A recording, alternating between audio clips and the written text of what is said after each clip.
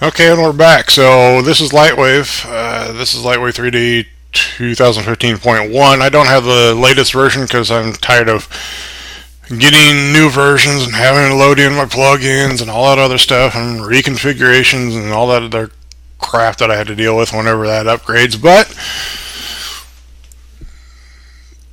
regardless of all that, this is where we start putting things together. So what I'm going to do is I'm going to open up the object that we had done all that work to, and which is this low poly object, this retopo. And so this is what the object looks like to begin with. And the only reason why I bring it in a modeler, because all the surfacing has been done. I've already had it UV mapped and everything else. The only reason why I bring it into modeler is because this is the only place where I can actually subdivide the model. Yes, I'm subdividing it again, but it's going to stay subdivided and not frozen. And so that means that it takes this object and it smooths it out just a little bit more. So I need to make sure it's on the sub patch. I just hit that once, and so we're good with that. And so it gives us a little a smooth look here. And in some areas, you know, there's some puckering and stuff like that because of how I just capped this area off. When we go into wireframe shade, you can see that there's a bunch of triangles around there and stuff like that. That doesn't really matter. This model didn't come with cartilage in between joint spaces, and it's probably because of CT data, and the CT data doesn't show that stuff up. I'm going to have to make the cartilage myself, and it's going to be covering that area anyway, so I'm not really too concerned about the detail there. And the only reason why I really did quads in this area is just because it deforms just a little bit better.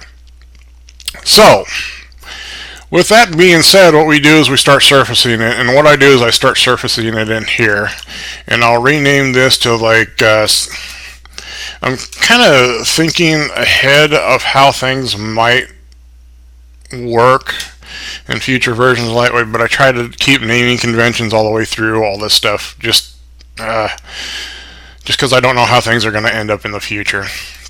We'll bring up the diffuse, and I think I did 14 and 19.5. These things aren't important. I'm just getting the surface to kind of look fairly decent. There is no vertex normal map with that, so that's okay. I don't know why that's not in there anyway, so I'm going to choose a color, and I already have it preset in there, so we have the color. And then I put in something called ambient occlusion. That's not important right now. So we're going to come in here, and that's the amount of it, and we put that in the diffuse shading. And then I go ahead and put a normal map in there, and that's the thing that we baked. So I'm going to have to take the image that we just put into the body, and hopefully this all worked out correctly. In there and in there, and we're going to open that sucker, and you can see that it has like these little seams and little projections and stuff like that. This is what I talked about. The bit depth on this is very high, and so that gives us a lot of subtleties in there. But if we turn it to what's called sRGB, or standard red, green, blue mode, it kind of turns into this crappiness. And so I have to tell it that it's using the linear color space, and it turns it out just a little bit more and makes it a little bit smoother. I know that doesn't really make sense to a lot of people. But this is our UV map that we're mapping it to, that flattened part out. It needs to know where it needs to go. And so I'm going to turn that into the normal, and that gives this bumpiness. Now the thing about LightWave that really ticks me off and ticks a lot of people off, and what people didn't understand when I was complaining about it, is that I cannot visualize any of this stuff within Modeler.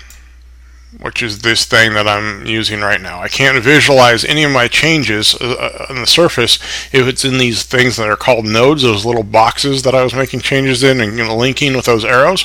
I can't see a damn thing. So that's kind of what pisses me off. Hopefully they're going to change that in the future. But it just looks like this. It doesn't look like it did anything, right? Okay, so I'm going to save that object out. And yes, I'm going to save it under a different file name, but we're going to put it under the LightWave stuff. We're going to put it under skeletal and spine, and then I'm going to go C3 retopo. There we go. And it's going to go out as a LightWave object, so we are going to save that like that. So now LightWave can use it as its own object, which is good because then I have a lot of things that are available to me when it's its own object. So this is what it looks like, a little bit better than everything else that we had before. So now I need to bring up layout, and layout just popped up in the other screen, so we're going to put it over here. I'm going to load, let's see here, we have a recent scene, let's load in the spine. And so this is where we're at so far. The spine, this is where we put, or where I put all the stuff in that would eventually be animated or rendered or something else like that. And as you can see, I already have C1 here, which is the atlas. That is your yes bone. Your skull sits right on top of that, right there in those little cups. The occipital condyles, and then we have also the axis, which is your no bone, which is this second cervical vertebrae. The magic happens inside the surfaces because we can see that we have surfaces and that they're set up the same way as I set up the other one, which is awesome, right? And so when we have lights shined on it, we have to have lights into it because what we're doing is that normal map is faking all that stuff. As you can see, it's really smooth, but when I tell it to do a preview, that's what it looks like. All your detail comes in.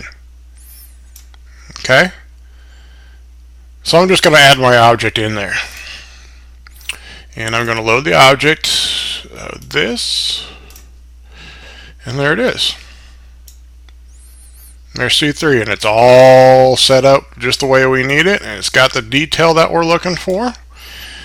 And I'm going to keep this window small just because I'm recording this, and so I don't want to lose too much performance with anything, but as you can see, they're fitting right on top of one another, and they're getting shaded out pretty well. And so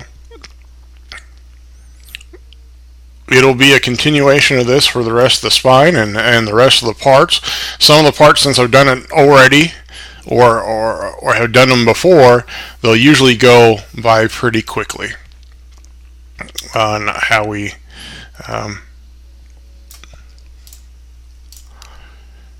or actually how I construct them. It'll go by really quickly because I already know how to do it. And then there's a little animation that I have that kind of spins around there and looks at things, and I think I'm going to have to move the camera a little bit down further so that we get a better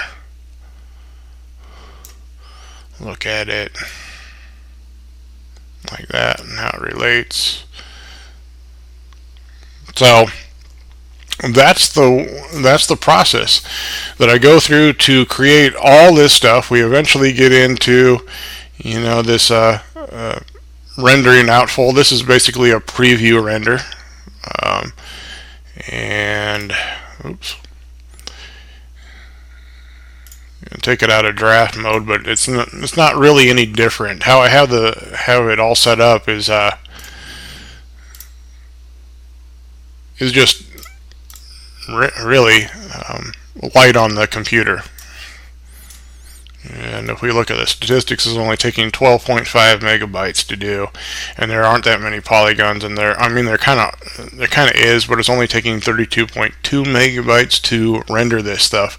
And when I started having a lot of these things, or getting the full skeleton in there, that thing would change into gigabytes. So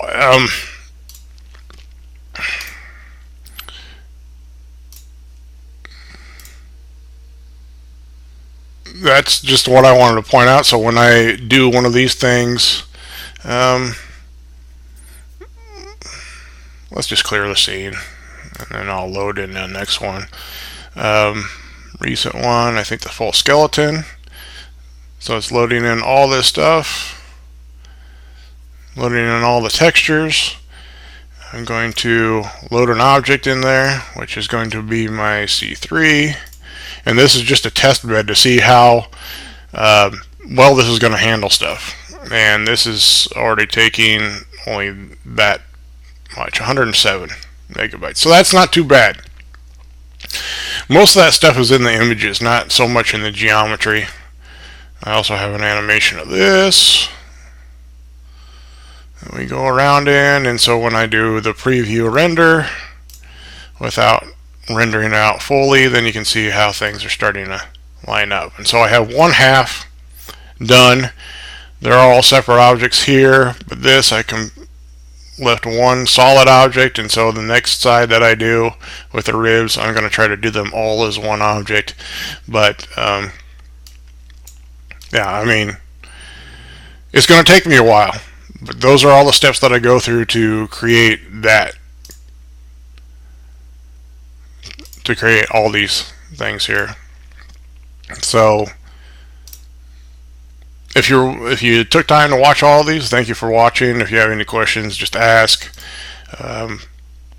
Other than that, I think I'm pretty much done with this series, and I'll probably start talking about specifics in the future about what exactly is the way that I go about doing certain tasks and stuff like that, probably software related. And other than that, yeah, that's about it. We'll get back to this, finish up the skeleton, post the results of the skeleton, and then get into the musculature, I think. And it'll be a continuing process for, I don't know, maybe the rest of the year, depending on how the year turns out for us. And yeah, I'll see you soon.